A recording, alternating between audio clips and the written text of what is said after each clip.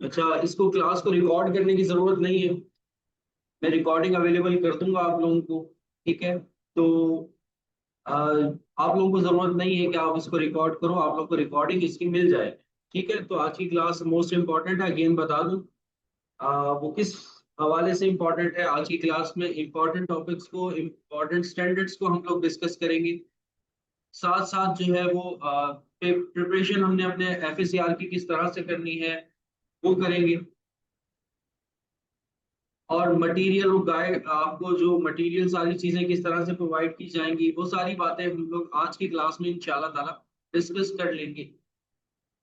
ये सिलेबस आप लोगों के सामने स्क्रीन पे आ रहा है। ठीक है। और जैसा कि आप देख रहे होगे, आपके पास तीन पार्ट है आपके सिलेबस के अंदर, सेक्शन ए, सेक्शन बी और सेक्शन सी। ठीक है। और सेक्शन ए 5% का है, सेक्शन बी जो है वो 85% का है, और सेक्शन सी जो है वो 10%। अब उन्होंने डिटेल में आगे चल के उन्होंने टॉपिक्स को बताया हुआ है कि कौन कौन से टॉपिक्स जो है वो इन पूरे सेक्शंस में। ये तो इन्होंने एक समरी आप लोगों को दिखा दी है। सबसे पहले कंसेप्चुअल फ्रेमवर्क है, 5% का है। ठीक है। इट मीन्स के 5% की इसकी वर्थ है। तो 100 में से 5 मार्क्स का ये कंसेप्चुअल फ्रेमवर्क आपके सिलेबस में या आपके एग्जाम में आ रहा हो। पहला जो सेक्शन ये है। 5 नंबर का प्योरली थ्योरी है, प्योरली थ्योरी है। आ, तो ये सारी चीजें याद करने वाली है, एक लेक्चर में आप लोगों को पढ़ा दूंगा। थ्योरी थ्योरेटिकल बेसिस में कंसेप्चुअल फ्रेमवर्क क्या होता है। ठीक है। तो उसमें फिर आप लोगों को थ्योरी जो है वो हैंड आउट में आप लोगों को प्रोवाइड कर दूंगा, वो आप लोगों को याद करना हो।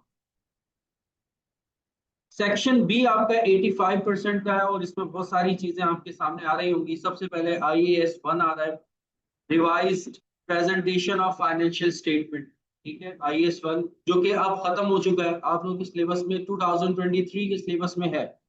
2025 का जो एफएससीआर का सिलेबस है उसमें मैंने नहीं देखा अभी तक कि है कि नहीं। लेकिन IAS 1 जो है, IAS 1 जो है वो 2027 में खत्म होने जा रहा है। पूरी दुनिया में से IAS 1 को हम खत्म कर रहे हैं, और उसकी जगह पर IFRS आ रहा है 18, आई थिंक Jan 1 2027 से। Jan 1 2027 से ये जो IAS 1 आप लोगों के सिलेबस में इंक्लूड किया गया है, प्रोफेशनली इसको हटाया जा रहा है।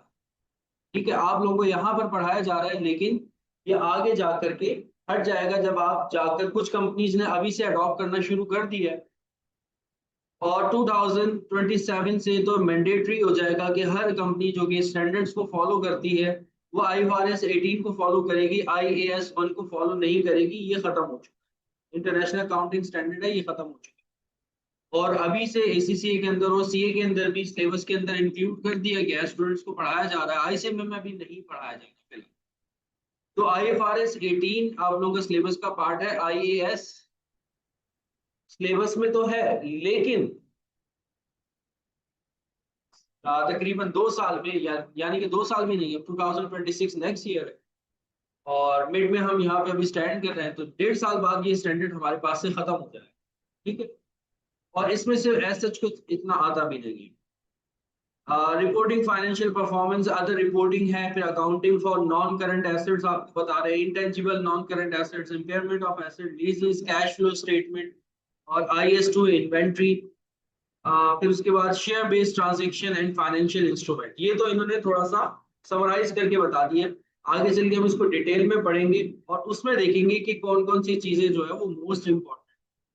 और सी जो है आपके पास IAS 12 है, इनकम टैक्स 10%, और 10 नंबर का ही सवाल इसमें से आ रहा होता है, कभी कभार ज्यादा भी आ जाता है। अब हम चलते हैं डिटेल में। हमारा जो सिलेबस, डिटेल सिलेबस है, उसको थोड़ा सा देख लेते हैं, और फिर हम देखते हैं कि एग्जामिनेशन पॉइंट ऑफ व्यू से कौन कौन से स्टैंडर्ड्स या कौन कौन से टॉपिक जो है वो मोस्ट इंपॉर्टेंट है। सबसे पहले तो देखो आपके पास आ रहा है सेक्शन ए। सेक्शन ए वही कंसेप्चुअल फ्रेमवर्क है, और कंसेप्चुअल फ्रेमवर्क में इन्होंने आपको दो टॉपिक्स बता दिए, द रेगुलेटरी फ्रेमवर्क और द कंसेप्चुअल फ्रेमवर्क। इन दोनों में से 5 मार्क्स की थ्योरी आ जाती है।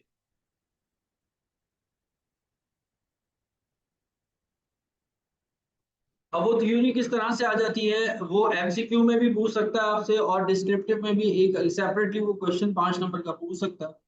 तो मैक्सिमम इसकी वर्क जो है कंसेप्चुअल फ्रेमवर्क जो पार्ट ए है आपका, और ये सारे के सारे टॉपिक्स भी जो है वो क्या है, थ्योरी के टॉपिक्स है। तो इसमें से जो आएगा वो 5 नंबर का सवाल है। ठीक है, तो ये आपका पार्ट ए है, सेक्शन ए है। अब आ जाओ आप लोग, जो असल आपका पार्ट है, असल जो आपका पार्ट है वो है section B.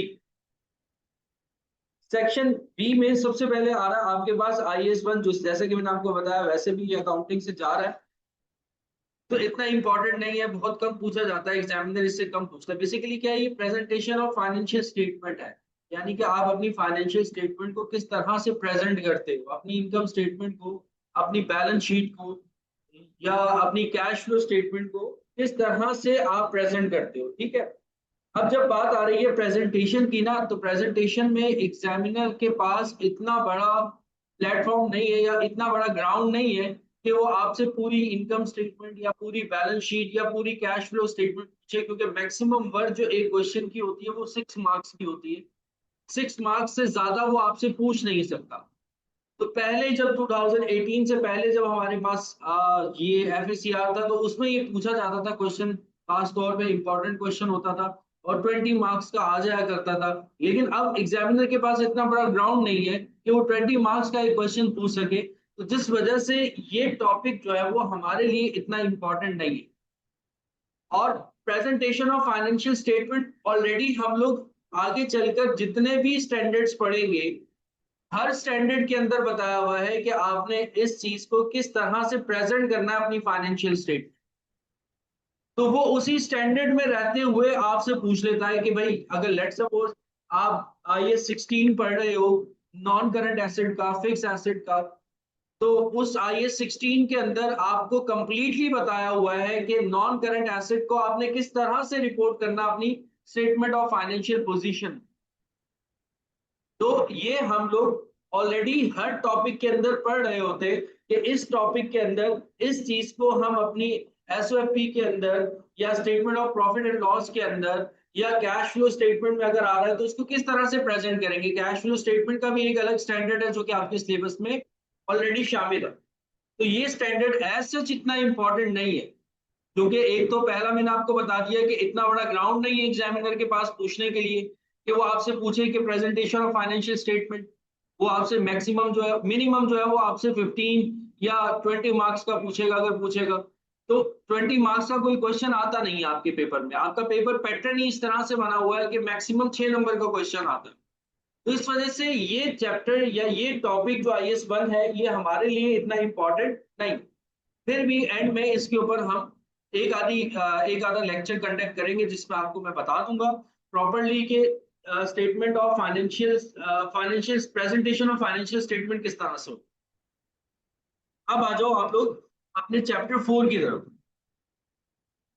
Reporting financial performance. इसमें आपके पास IFRS 5 आ रहा है, IFRS 5 आ रहा है। इसकी वर्थ मैक्सिमम एग्जामिनर जो पूछता है IFRS 5 से, वो 2 to 3 मार्क्स का एक MCQ पूछ लेता है। Non current assets held for sale, तो 2 to 3 मार्क्स का आपसे मैक्सिमम वो आपसे क्या पूछ लेता है, एक MCQ पूछ लेता है IFRS 5 से। ठीक है, तो मैं हर स्टैंडर्ड के बारे में आप लोगों को बता दूंगा, जो ज्यादा पूछा जा रहा होगा उसके बारे में आप लोगों को बता दूंगा कि भाई इनको आप लोगों ने पहले फोकस करना है। अब नेक्स्ट आ जाओ, नेक्स्ट जो है आपके पास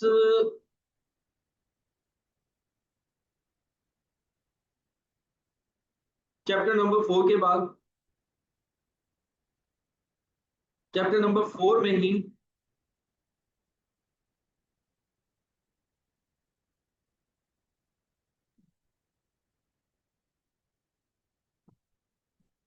चैप्टर नंबर 5, तो उसके बाद है चैप्टर नंबर 6।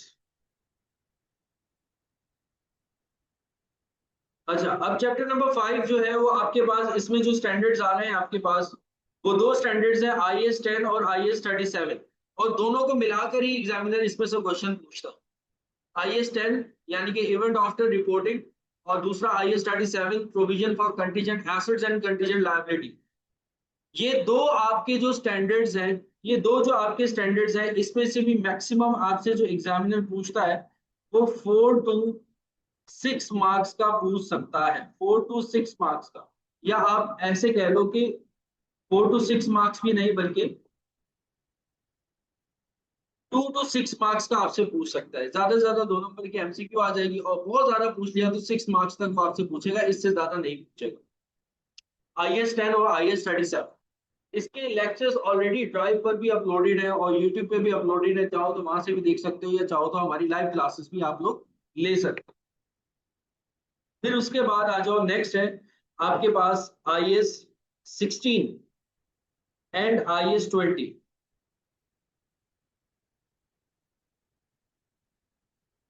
और उसके बाद IS 40 भी है। ठीक है, ये तीनों आपके जो स्टैंडर्ड्स हैं, ये फिक्स एसेट के स्टैंडर्ड हैं। IS 16, IS 20 और IS 40। सबसे पहले IS 16 को देख लो। IS 16, IS 20, फिर उसके बाद आ रहा है गवर्नमेंट ग्रांट, और फिर उसके बाद IS 40 आ रहा है, यानी कि इन्वेस्टमेंट प्रॉपर्टी। ये ऐसे स्टैंडर्ड्स हैं, ये ऐसे स्टैंडर्ड्स हैं जो कि एक दूसरे के साथ लिंक करते हैं। इसमें आई थिंक एक और स्टैंडर्ड भी होगा आपके पास, IS 36, 38, और फिर उसके बाद सही। अच्छा, ये ऐसे स्टैंडर्ड्स हैं बेटा जो आपको ये एक दूसरे के साथ लिंक करते हैं, और बहुत ज्यादा लिंक करते हैं। गवर्नमेंट ग्रांट से अगर वो पूछता है तो सेपरेटली एक एमसीक्यू पूछ लेता है, मैक्सिमम मैक्सिमम इसमें से भी 2 मार्क्स का आ जाता है, या फिर 3 मार्क्स का आ जाता है गवर्नमेंट ग्रांट में से। IS 16 जो है उसमें भी मैक्सिमम पूछेगा तो वो 4 मार्क्स का पूछ लेगा, और IS 40 जो है इसमें से भी बहुत कम 2 to 3 मार्क्स का आपसे पूछ सकता है सवाल। IS 16, IS 20 और IS 40, ये टोटली आपकी जो है वो नॉन करंट एसेट के स्टैंडर्ड्स हैं। ठीक है, और इनमें से क्या क्या कितने कितने मार्किंग की एग्जामिनर वो नॉर्मली क्वेश्चन पूछ रहा होता है। IS 4, 2, 3, IS 4 जो है वो, IS 16 जो है वो 4 मार्क्स का है, IS 20 जो है वो 2 to 3 मार्क्स का है, और IS 40 जो है वो 2 to 3 मार्क्स का है। इस तरह से वो आपसे एग्जामिनर क्वेश्चन पूछ लेता है। फिर उसके बाद नेक्स्ट आओ, नेक्स्ट जो है 6 के बाद 7, 6 के बाद 7 में आपके पास IS 38 इंटेंजिबल एसेट है, फिर उसके बाद IFRS 3 बिजनेस कॉम्बिनेशन। IS 38 जो है ना ये इंपॉर्टेंट है,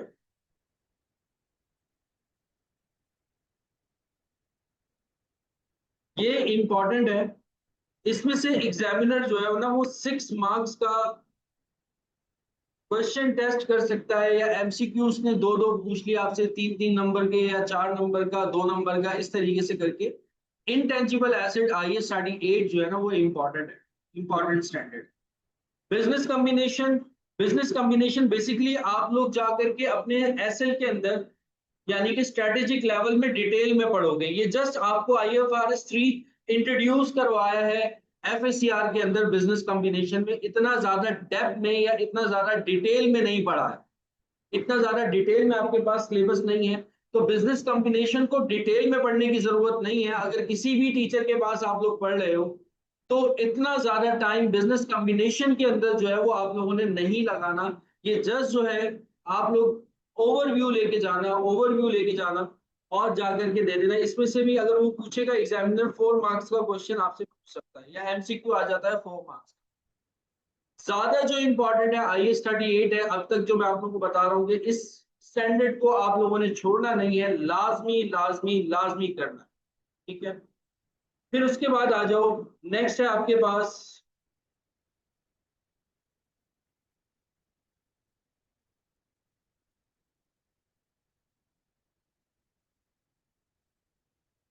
एट,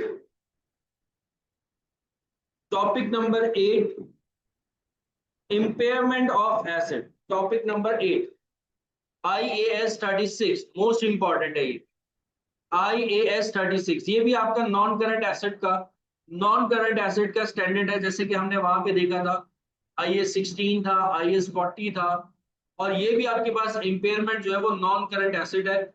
और non current asset IAS 36 impairment के अंदर, तो वो जो सबसे ज्यादा पूछता है एग्जामिनर, वो पूछता है कैश जनरेटिंग यूनिट, ये मोस्ट इंपॉर्टेंट।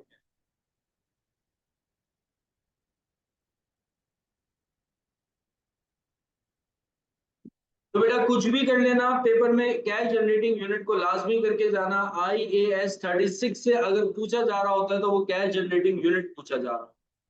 इसके अलावा रिवर्सल ऑफ इम्पेयरमेंट भी है, और इम्पेयरमेंट लॉस का ट्रीटमेंट भी है, ये सारी चीजें हैं। गुडविल और इम्पेयरमेंट ऑफ एसेट वो कैश जनरेटिंग यूनिट के अंदर ही आप लोग पढ़ लोगे।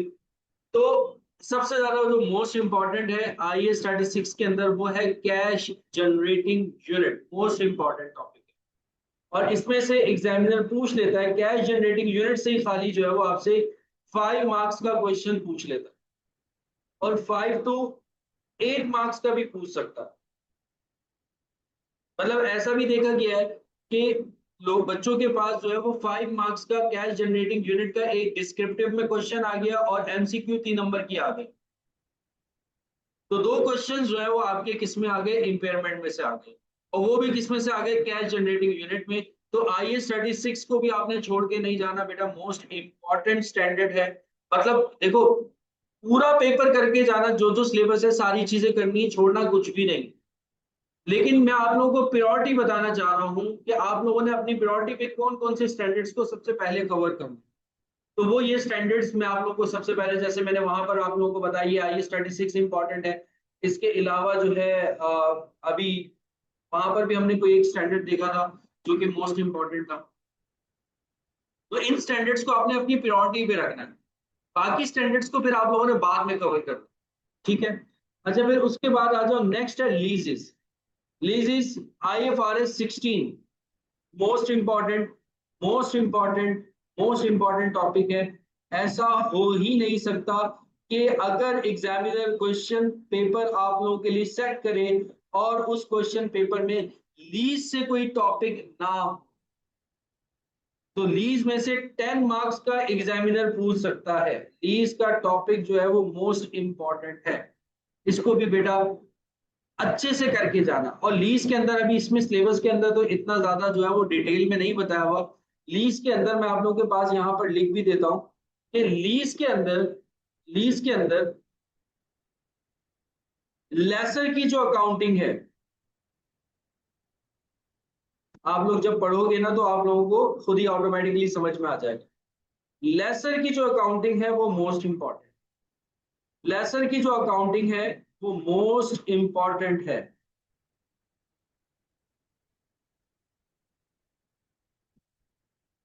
और कोशिश ये करना, ये जो चैप्टर आप लोग पढ़ रहे हो, तो इसको आपने बाद में कैफ से एक दफा लाजमी कर लेना।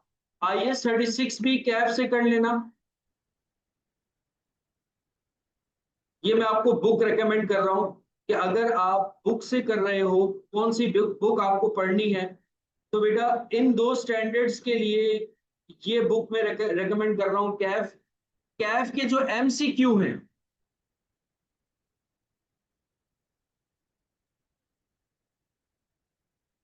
उनको लाजमी कर लेना, उनमें से आते हैं क्वेश्चन। ऐसे ही IAS 38, वो भी आप लोगों ने कैफ से ही करना है, वो भी आप लोगों ने कैफ से ही करना है। कैफ की जो बुक है मोस्ट इंपॉर्टेंट है, उसमें से काफी MCQ आ रहे होते हैं, या वो अगर आप MCQ कर लेते हो तो आपको पूरा टॉपिक जो है ना वो क्लियर हो जाता है। तो रेकमेंड मैं ये करूंगा इम्पेयरमेंट के लिए, रिलीजेस के लिए, और इसके अलावा IAS 38 जो मैंने पहले आप लोगों को इंपॉर्टेंट बताया, इंटेंजिबल एसेट, ये सारे आपने कैप से करने हैं, ये सारे आपने कैप से करने हैं। और साथ साथ जो कैश जनरेटिंग यूनिट है, कैश जनरेटिंग जो यूनिट है बेटा, इसको आपने ACCA से भी करना है। बाकी के लिए ACCA मत करो, लेकिन कैश जनरेटिंग यूनिट में आपने ACCA की बुक भी यूज करनी है। उससे पूरा पूरा एग्जामिनर पूरा पूरा क्वेश्चन उठाकर देता है कैश जनरेटिंग। ठीक है, यहां तक बात क्लियर हो गई? यहां तक किसी का कोई क्वेश्चन हो, आगे चलते हैं फिर हम।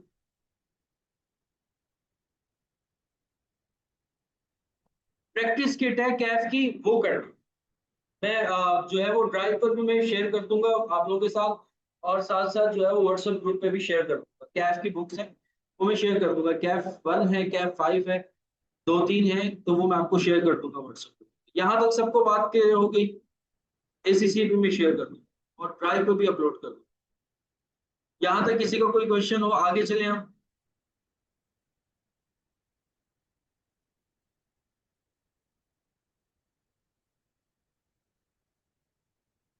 किसी का कोई क्वेश्चन हो बेटा, नहीं तो फिर मैं आगे चलता हूँ। नहीं, रेफर के लिए नहीं होता, जस्ट आपको टिक करना होता है, सिलेक्ट करना होता है। आपके पास ऑप्शन रफ शीट आपको दी जाती है, उसमें आप आंसर आइडेंटिफाई करके आप उसके ऊपर जो है वो टिक कर देते हैं। एमसीक्यू के लिए, रफ वर्क के लिए आपके पास कोई स्पेस नहीं है। जो डिस्क्रिप्टिव क्वेश्चंस होते हैं उसमें होता है, एक शीट दी जाती है आपको, पेपर दिया जाता है, उसपे आप कैलकुलेशंस करें और टिक करते हैं जो भी आपको आंसर वहां पे लग रहा हो।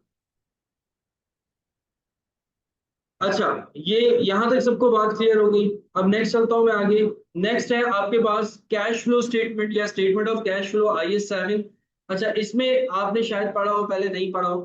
कैश फ्लो स्टेटमेंट में ना डिफरेंट डिफरेंट एक्टिविटीज है, ऑपरेटिंग एक्टिविटीज है, इन्वेस्टिंग एक्टिविटीज है, फाइनेंसिंग एक्टिविटीज है। हालांकि वो भी जो है वो जब आपके पास IFRS 18 आ रहा है, प्रेजेंटेशन ऑफ फाइनेंशियल डेटा, तो कैश फ्लो स्टेटमेंट के अंदर भी थोड़ी सी चेंजिंग हुई है, लेकिन इतनी ज्यादा चेंजिंग नहीं, नॉमिनल सी माइनर सी चेंजिंग।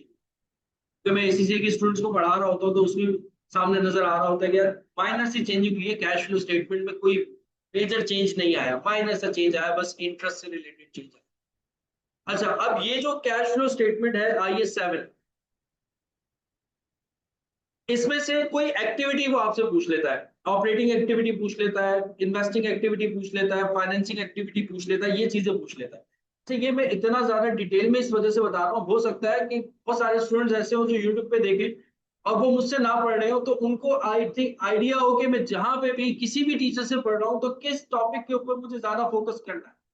ठीक है, तो इस वजह से मैं डिटेल में बता रहा हूँ कि यार आप लोगों ने इन इन टॉपिक्स के ऊपर जो है वो ज्यादा फोकस करना है। और ज्यादातर कैश फ्लो स्टेटमेंट में वो आपसे पूछता है ऑपरेटिंग एक्टिविटीज में।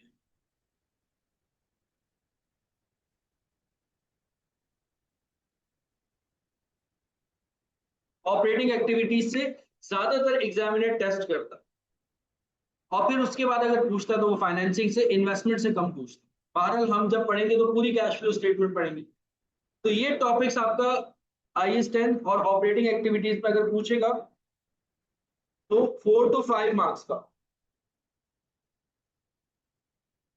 एग्जामिनर आपसे टेस्ट करता है। फिर उसके बाद आ जाओ, नेक्स्ट है इन्वेंट्री IAS 2। इन्वेंट्री से भी एग्जामिनर टेस्ट करता है, लेकिन इन्वेंट्री से ज्यादातर जो आपसे पूछता है वो क्या टॉपिक पूछ रहा होता है, NRV पूछ रहा होता है, यानी कि नेट रियलाइजेबल वैल्यू। ये टॉपिक इंपॉर्टेंट है इन्वेंट्री में। और इसमें से अगर वो पूछता है नेट रियलाइजेबल वैल्यू, तो वो आपसे 2 to 4 मार्क्स की वो पूछ लेता है अगर एग्जामिनर टेस्ट करता है। तो जब आप लोग पढ़ रहे हो IS 2 को, तो NRV के ऊपर आप लोगों ने ज्यादा फोकस करना है, क्योंकि ये इंपॉर्टेंट है स्टैंडर्ड। अच्छा, इसका स्क्रीनशॉट ले लो अगर लेना है, तो फिर मैं आगे चलता हूँ।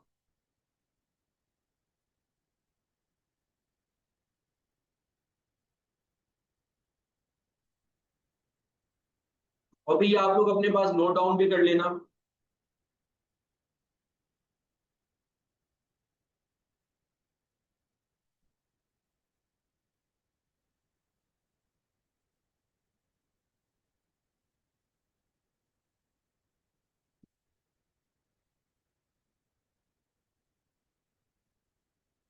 अच्छा जी, अब आ जाओ, नेक्स्ट है आपके पास 11 के बाद आ रहा है 12,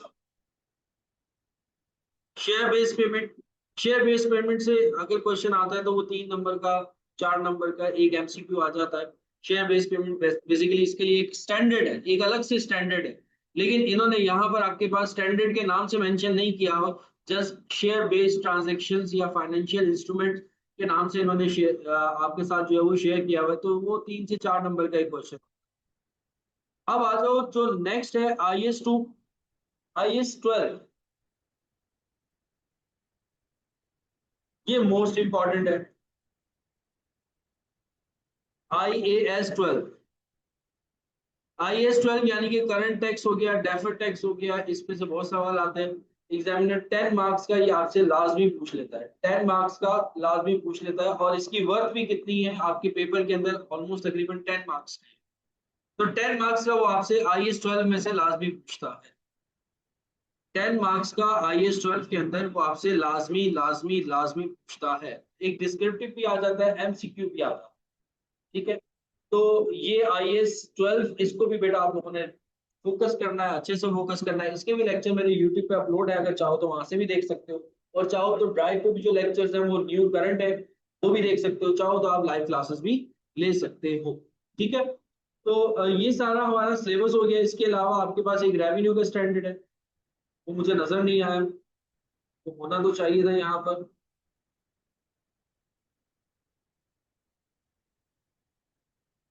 हाँ, ये आपके पास आ रहा है चैप्टर नंबर 4 में, IFRS 15।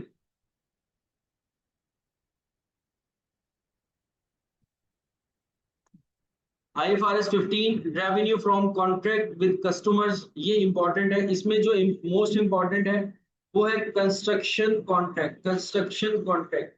ये एग्जामिनर बहुत ज्यादा टेस्ट करता है, और इसको अगर आप लोगों ने करना है, जब आप कहीं से भी टॉपिक को या इस स्टैंडर्ड को कंप्लीट कर लो, तो उसके बाद कैफ के MCQ लाजमी आप लोगों ने करने हैं, कैफ के MCQ लाजमी आप लोगों ने करने हैं।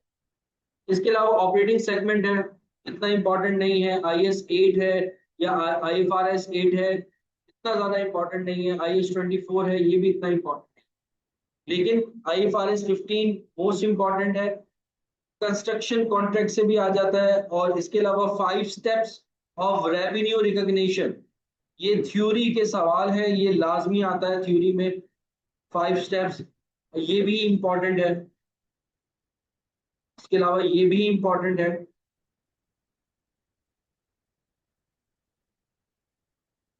तो ये बेटा आपका पूरा का पूरा क्या था, सिलेबस था, जो हम लोगों ने आज डिस्कस कर लिया। इस सिलेबस में अगर किसी को कोई मसला हो यहाँ तक, IS23 मोस्ट इंपॉर्टेंट है। IS20 के तो लेक्चर, IS23 मोस्ट इंपॉर्टेंट है। IS23 5 नंबर का सवाल उसमें से आ जाता है, MCQ में भी आ जाता है, और सारी डिस्क्रिप्टिव में भी आ सकता है। ज्यादातर IS23 MCQ के अंदर पूछ रहा होता है। 8 नंबर का भी सवाल बच्चों से मैंने देखा है कि आया है, मतलब कि 4 4 नंबर की MCQ आ गई है। IS23 most important, IS23 most important. Syllabus में मुझे नजर नहीं आया, लेकिन आपके सिलेबस का पार्ट है वो। IS23 borrowing cost most important.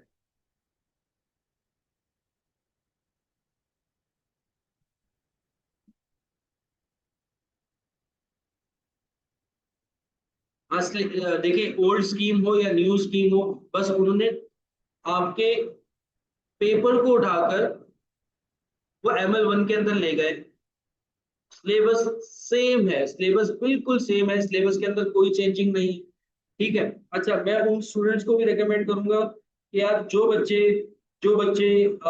उस पे आ रहे होंगे, MBA पे आ रहे होंगे या BBA पे आ रहे होंगे, उनको एग्जाम्पशन मिल जाती है, ML1 की भी एग्जाम्पशन मिल जाती है। ठीक है, तो काफी बच्चे ऐसे होंगे जो कि MBA करके आते हैं, BBA करके आते हैं, और वो डायरेक्टली कहाँ आ जाते हैं, ML2 के अंदर आ जाते हैं।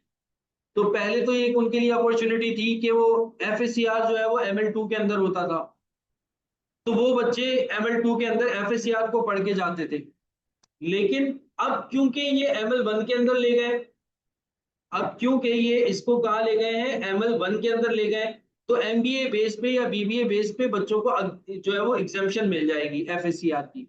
अब जब उनको एग्जाम्पशन मिलेगी ना FACR के लिए, तो ये बेटा उनके लिए एक बहुत ही ज्यादा गलत बात है, क्योंकि आगे चलकर ना, जब आप स्ट्रेटेजिक लेवल पे जाओगे, तो जिन बच्चों ने FACR नहीं पढ़ा होगा ना, जिन बच्चों ने FACR नहीं पढ़ा होगा, जो एग्जाम्पशन पे आकर बैठे होंगे, तो वो सिर्फ और सिर्फ टीचर का मुंह देख रहे हैं। स्ट्रेटेजिक लेवल में आप समझ लो कि जो FACR है, ये इन्होंने डिवाइड किया हुआ था पहले। आधा सिलेबस जो है वो स्टैंडर्ड जो है वो आपको ML2 के अंदर पढ़ाते थे, आगे जाके बाकी का जो हाफ पोर्शन था वो आपको एमएल स्ट्रेटेजिक लेवल में जाकर के पढ़ाते थे, एएफएसीआर। अब हाफ सिलेबस उन्होंने एमएल वन के अंदर ले गए एफएससीआर को। जब वो एमएल वन के अंदर ले गए तो जो बच्चे एमबीए की बेस पे एग्जामिशन लेकर आ रहे हैं उनको एमबीए की बेस पे मुझे पता है कि वो नहीं स्टैंडर्ड्स को इतना डीपली पढ़ते। कुछ अच्छी यूनिवर्सिटीज हैं, कुछ अच्छी यूनिवर्सिटीज हैं जैसे कि आईबीए हो गया, आईबीएम हो गया। तो ये कुछ ऐसी यूनिवर्सिटीज हैं जो कि स्टैंडर्ड्स को पढ़ा रही होती हैं। अदरवाइज जो नॉर्मल जो एक इकरा यूनिवर्सिटी हो गई, कराची यूनिवर्सिटी हो गई, उन बच्चों को तो पता ही नहीं होता कि स्टैंडर्ड्स होते क्या है, इंटरनेशनल अकाउंटिंग स्टैंडर्ड्स हैं क्या। उनको टीचर पढ़ा ही नहीं रहे होते बिल्कुल भी।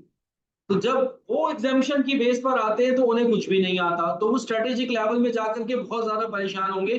तो बेहतर ये है कि अगर एग्जामिशन भी मिल रही है तो एग्जामिशन ले लो, लेकिन एफएससीआर के सिलेबस को पूरा पढ़ लो एकदम, ताकि आगे चल के आप लोगों को मसला ना हो। वरना आप लोग आगे चल के दोबारा एफएससीआर की क्लासेस ले रहे होगे बैठ के टीचर के पास, क्योंकि हाफ चीजें तो वहां पे, क्योंकि एसएल के अंदर टीचर आपको कहेगा ये तो आप लोग एफएससीआर में पढ़कर आ रहे हो, ये जो चीज है ये आपने एफएससीआर में पढ़ी होगी, ये स्टैंडर्ड आपने एफएससीआर में पढ़ा होगा।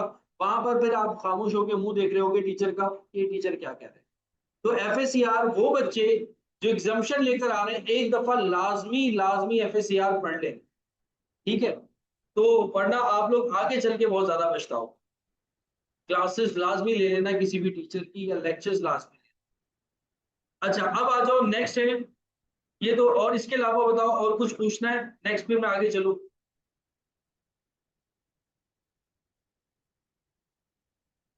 तो a lot of I am passing since any attempt fab में है sir please tell me organizational management। हाँ वो सेम सब्जेक्ट है, नाम चेंज हुआ है बस, ईएम का नाम चेंज कर दिया। 12 एफएससीआर की बेटा क्लास हो रही है, ये मुझसे पर्सनली पूछ लेना।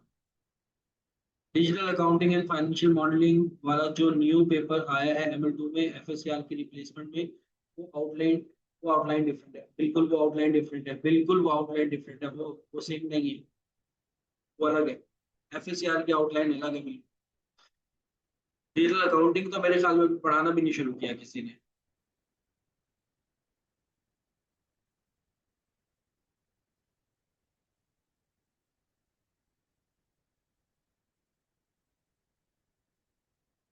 अच्छा जी, यहाँ तक बात क्लियर हुई। और किसी का I tech admission according to new scheme.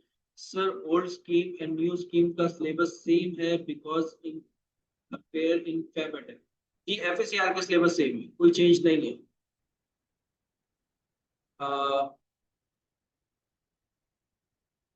और किसी का कोई सवाल हो इस सिलेबस से रिलेटेड फिर हम आगे चलते हैं। अब हम चलते हैं इस पे कि आपको तैयारी कहाँ से करनी है, एफएससीआर की तैयारी कहाँ से करनी है, एफएससीआर की प्रिपरेशन कहाँ से करनी है।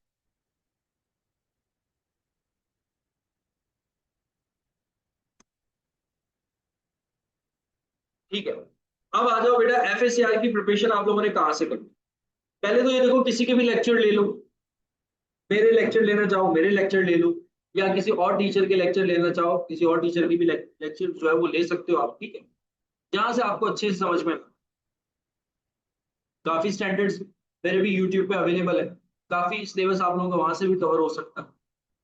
और चाहो तो आप किसी और टीचर के भी लेक्चर्स लेकर के वहां से कवर कर सकते हो, ठीक है। लेकिन आप लोगों ने जो प्रिपरेशन करनी है मेन, देखो लेक्चर टीचर तो आपको पढ़ा देगा, लेकिन मेन प्रिपरेशन आपने जो करनी है, मेन प्रिपरेशन जो आपने करनी है, पहली बात आप लोगों ने कैफ से एमसीक्यू को लाजमी करना है। जितनी भी एमसीक्यूज हैं जो एफएससीआर दे रहे हैं, बेटा कैफ से एमसीक्यू को लाजमी करना है, ठीक है। फिर उसके बाद अगर टाइम मिले तो एसीसीए से लाजमी कर लेना है, उसके एमसीक्यू या उसके क्वेश्चंस जो है एसीसीए से लाजमी कर लेना, या जो मोस्ट इंपॉर्टेंट स्टैंडर्ड्स मैंने आप लोगों को लिखवाए हैं वो एसीसीए से कर लेना। इसके अलावा ना मैं काफी जगह देख रहा होता हूँ, पास्ट पेपर्स आ रहे होते हैं, पास्ट पेपर्स आ रहे होते हैं, पास्ट पेपर्स की फाइल जो है वो स्टूडेंट्स के दरमियान बहुत ज्यादा घूम रही हो। उस पास्ट पेपर की फाइल से भी बहुत ज्यादा आते हैं क्वेश्चंस। लेकिन सारा मसला बताऊं उस पास्ट पेपर्स की फाइल में ये है कि आप समझ लो कि अगर वो उसमें 100 क्वेश्चंस हैं, तो उन 100 में से 80 के आंसर जो है ना वो गलत है। तो अगर वो पास पेपर आप लोग करते हो तो मिसगाइड होते हो बहुत ज्यादा, क्योंकि उसमें आंसर्स आप लोग के आ नहीं रहे होते हो, फिर किसी ना किसी तरीके से उन्होंने भी सोल्यूशन दिया हुआ है, मैं मतलब के दाद देता हूँ कि सोल्यूशन निकाला हुआ है किसी ना किसी तरीके से, उन्होंने 1 = 2 करके दिखाया है। और जब वो उस तरीके से आपको दिखा रहे हैं, तो इससे ये होता है कि आपके जो अपने कंसेप्ट्स होते हैं वो खराब हो जाते हैं। आप लोगों ने बिल्कुल सही पढ़ा होता है, लेकिन जब आप पास पेपर्स के सॉल्यूशंस पे जाते हो, और पास पेपर के सॉल्यूशंस बेटा आईसी में तो नहीं आपको रेफर करना ना, या कोई ऑथेंटिक बुक या कोई पब्लिशर तो आपको रेफर नहीं कर रहा ना। पास पेपर के सॉल्यूशंस कहाँ से आए हैं? पास पेपर के सॉल्यूशंस आए स्टूडेंट से। जो स्टूडेंट्स एफएससीआर कर रहे थे, उन्होंने पास पेपर जो है वो इकट्ठा किए, इकट्ठा करने के बाद उनके आंसर्स उन्होंने फाइंड आउट किए, और फाइंड आउट करने के बाद पीडीएफ जो है वो शेयर कर दिया स्टूडेंट। तो एफएससीआर के अंदर मोस्ट ऑफ द क्वेश्चंस के आंसर जो है ना वो गलत है। तो पास पेपर्स बेटा आप लोगों के करने की वजह से पास पेपर की आपके जो अपने कंसेप्ट होंगे वो भी खराब होंगे, ये बात याद रखिए। तो मैंने क्या किया है कि इस दफा से कोशिश ये की है कि पास पेपर्स के जितने भी क्वेश्चंस थे ना, पहले तो वो ये था कि वो एक फाइल थी जिसके अंदर मिक्स करके उन्होंने क्वेश्चंस दिए हुए थे। तो अब मैंने क्या किया, उनको स्टैंडर्ड वाइज क्या किया, अलग किया, सेपरेट किया। यानी कि आईएस 2 के जो क्वेश्चंस हैं उनको मैंने सेपरेट किया है। आईएस 1 से अगर कोई क्वेश्चन आया तो उसको मैंने सेपरेट किया है। आईएस 16 से अगर कोई क्वेश्चन आया तो उसको मैंने सेपरेट किया है। आईएस 23 से अगर कोई क्वेश्चन आ रहे हैं उनको मैंने सेपरेट किया है। सेपरेट करने के बाद अब मैंने ही सोचा कि जो मेरी लाइव क्लासेस हो रही होंगी उसमें मैं वो लाइव बैठ करके सॉल्व करवा दूंगा स्टूडेंट को। जब मैं वो स्टैंडर्ड पढ़ा रहा हूँ, अगर मैं कोई स्टैंडर्ड पढ़ा रहा हूँ उससे रिलेटेड पास पेपर्स के जितने भी क्वेश्चंस हैं, कोशिश मेरी ये होगी कि मैं उनको क्या करवा दूं, आप लोगों को सॉल्व करवा दूं। ठीक है? तो जब आप लाइव क्लासेस ले रहे होंगे तो उसमें आप लोगों को पास पेपर्स के सॉल्यूशंस मिल रहे होंगे। तो मेरे पास अगर आप लोग पढ़ते हो तो बेटा पास पेपर्स,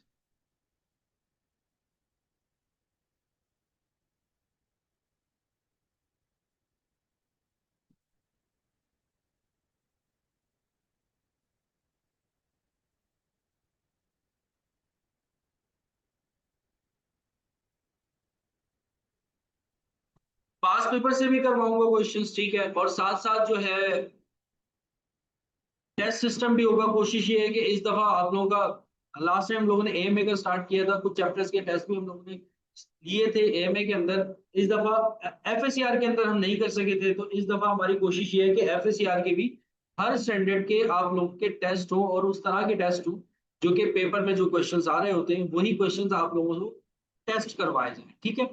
तो वो स्टूडेंट जो अक्टूबर में दे रहे हैं तो वो मिक्स चलेंगे। कुछ टॉपिक्स मेरी लाइव क्लासेस में कवर करेंगे और कुछ टॉपिक्स जो है वो रिकॉर्डिंग में जाकर के कवर करेंगे, क्योंकि 1.5 महीने के अंदर पूरा एफएससीआर पढ़ाना पॉसिबल नहीं। और अगर कोई स्टूडेंट दिसंबर की अटेम्प्ट दे रहा है, अगर कोई स्टूडेंट दिसंबर की अटेम्प्ट दे रहा है तो उसको कंप्लीट लाइव क्लासेस मिल जाएंगी, क्योंकि नवंबर तक मेरा सिलेबस इंशाल्लाह ताला क्या हो जाएगा, एंड हो जाएगा। तो जो बच्चे अक्टूबर की अटेम्प्ट दे रहे हैं तो उनके लिए ये होगा कि उनको लाइव क्लासेस प्लस साथ में रिकॉर्डिंग लेक्चर्स जो है वो, कुछ स्टैंडर्ड्स जो मैं नहीं पढ़ा पाऊंगा तो वो मेरी पिछले सेशन की रिकॉर्डिंग देखेंगे, और कुछ स्टैंडर्ड्स में उनको लाइव क्लासेस में कवर करवाऊंगा। तो सिलेबस इस तरीके से कंप्लीट होगा। और जो बच्चे दिसंबर की अटेम्प्ट दे रहे हैं या फेब की अटेम्प्ट दे रहे हैं, आगे जाकर उन्होंने अटेम्प्ट देनी है, तो उनको नवंबर तक सिलेबस जो है वो लाइव क्लासेस का कंप्लीट मिल जाएगा। और दिसंबर वाले बच्चों के लिए ये होगा कि प्रॉपर तरीके से सारे स्टैंडर्ड्स के टेस्ट भी हो जाएंगे। और एंड में इस दफा से हमने सोचा है कि एक एग्जाम भी कंडक्ट किया जाएगा आप लोगों से। एक पूरा पेपर 3 घंटे का आप लोगों से टेस्ट किया जाएगा। ठीक है? अच्छा, अब यहां तक और कोई क्या पूछ रहा है बेटा? नहीं बेटा, ऑफिशियल कोई बुक नहीं है। अगर कोई ऑफिशियल बुक है भी आईसीएमए की पास पेपर्स की, वो बहुत पुराने पुराने पास पेपर्स हैं 2013, जब पेपर मैनुअल हुआ करता था, उसके बाद से नहीं है। रिकॉर्डेड कितने लेक्चर्स होंगे ये तो मुझे भी याद नहीं है कि कितने लेक्चर्स होंगे, अच्छे खासे लेक्चर्स है रिकॉर्डेड।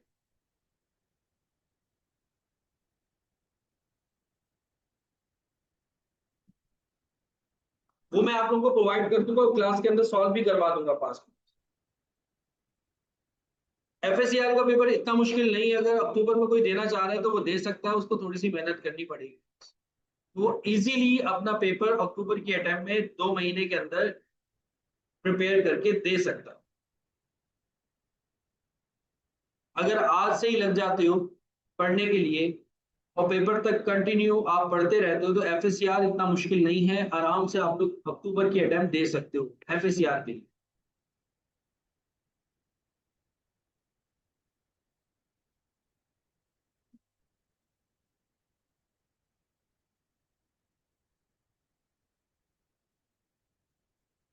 डिस्क्रिप्टिव में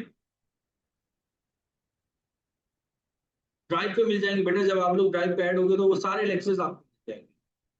कोई स्टैंडर्ड मिसिंग भी है तो वो सारे लेक्चर्स आपको मिल जाएंगे। और डिस्क्रिप्टिव में जब मैं स्टैंडर्ड पढ़ा रहा हूँ, या अगर आप मेरे रिकॉर्डेड लेक्चर्स भी देखोगे तो उसमें मैंने बताया हुआ है कि क्या क्या चीजें इसमें से डिस्क्रिप्टिव में पूछ सकते हैं। जैसे IS38 में से भी डिस्क्रिप्टिव क्वेश्चन आ जाता है। रेवेन्यू जो आपका IFRS 7 5 है उसमें से भी जो है वो एग्जामिनर टेस्ट कर लेता है।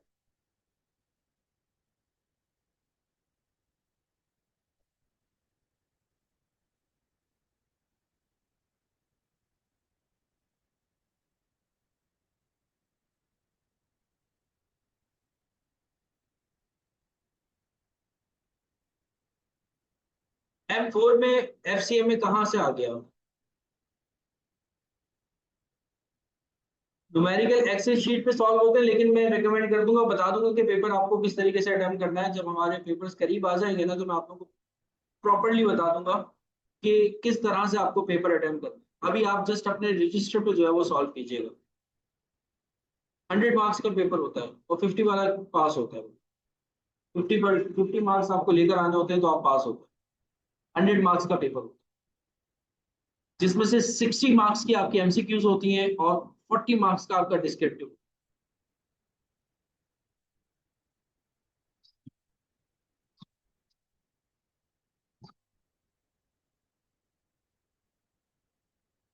देखो, ICMA का जो प्रेजेंटेशन की भी नंबर, बिल्कुल प्रेजेंटेशन के नंबर्स नहीं होते। प्रेजेंटेशन आपको जस्ट क्लियर करनी होती है। अगर आप प्रेजेंटेशन क्लियर कर लेते हो तो आप FSCR के पेपर देने के लायक हो जाते हो, काबिल बन जाते हो। आपको पेपर में अलाउ कर दिया जाता है। अगर प्रेजेंटेशन आपकी फेल होती है तो आपको पेपर नहीं देने दिया जाता। तो बस प्रेजेंटेशन का ये इम्पैक्ट आता है, और प्रेजेंटेशन को इतनी मुश्किल नहीं होती। शादो नादिर मैंने आज तक कोई बच्चा देखा होगा कि जो प्रेजेंटेशन में फेल हुआ, अदरवाइज हर बच्चा पास हो जाता है प्रेजेंटेशन। क्लास इंशाल्लाह ताला इस संडे से कोशिश है कि FSCR की भी स्टार्ट हो जाए, जैसे AMA की स्टार्ट है इस संडे को, तो FSCR की भी इंशाल्लाह ताला इस संडे से ही स्टार्ट हो जाए।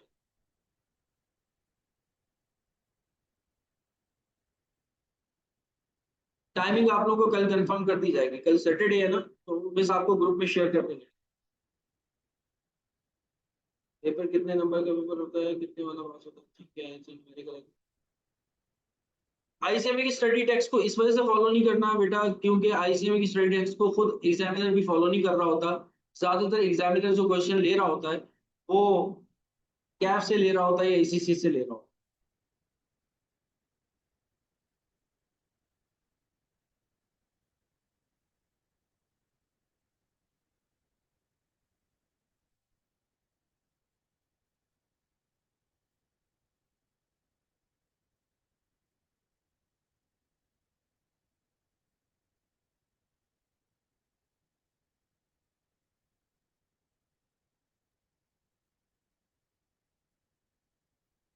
और कोई सवाल किसी को?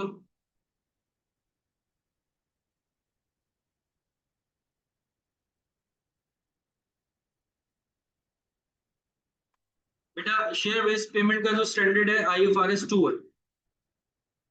IFRS 2 है, लेकिन IFRS 2 आपके सिलेबस में नहीं है शेयर बेस्ड पेमेंट के नाम से। तो एग्जामिनर इतना डीपली उसको टेस्ट नहीं करता।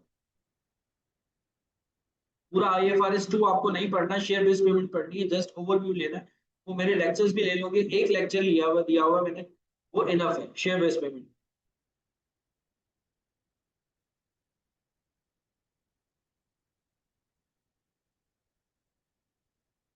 इस संडे से इंशाल्लाह ताला बेटा आप लोगों की क्लासेस स्टार्ट हो जाएंगी। और कोशिश ये है कि स्टैंडर्ड आईएएस 12 से जो है वो मैं स्टार्ट करूंगा।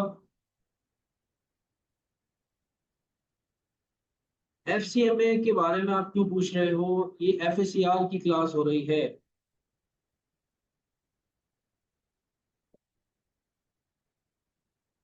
एफसीएमए की इसके बाद है।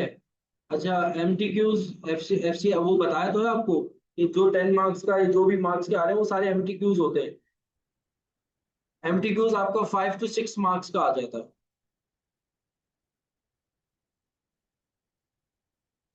अब संडे को जो इंशाल्लाह ताला क्लास होगी वो आईएएस 12 पे होगी, यानी कि इनकम टैक्स पे मोस्ट इंपॉर्टेंट स्टैंडर्ड है। Most most most important standard है, और मेरी कोशिश ये रहेगी कि मैं लाइव क्लासेस में जो इंपॉर्टेंट स्टैंडर्ड्स हैं उनको कवर अप करूँ। तो लाइव क्लास लाजमी लीजिएगा।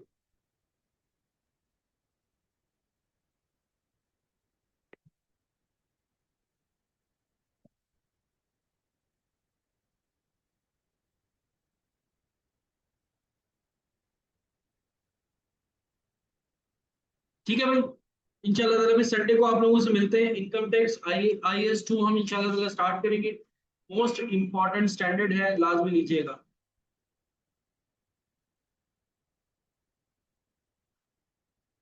बिल्कुल, कोशिश तो यही है कि 3 डेज आ वीक हो क्लास आप। एक्सेल पर क्वेश्चन करें तो नंबर कट होते हैं कि अब वो बेटा जब टाइम आएगा ना आप लोगों का पेपर का, तो उसमें मैं आप लोगों को बता दूंगा आपने प्रेजेंटेशन किस तरह से करनी है पेपर की। एक्सेल पे करना है या आपने टेक्स्ट पे करना है, वो सारी चीजें मैं आपको क्लास में बता दूंगा।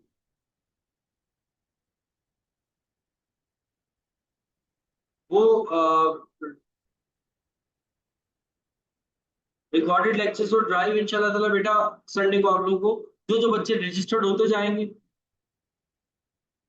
जो हमारा ग्रुप ज्वाइन करते जाएंगे, उनको जो है वो ड्राइव पर ऐड कर देंगे बस। 2000 फीस है, जिसमें आपको सारी चीजें मिल जाएंगी। रिकॉर्डेड लेक्चर चाहो रिकॉर्डेड लेक्चर ले लो, लाइव क्लासेस लेना चाहो लाइव क्लासेस।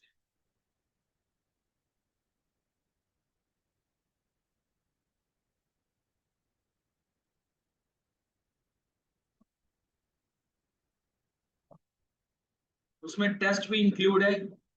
ठीक है।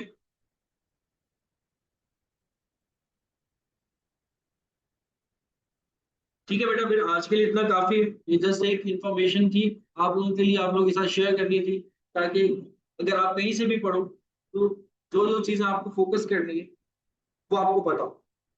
अपना ख्याल रखिएगा, मुझे दुआओं में याद रखिएगा। अल्लाह हाफिज।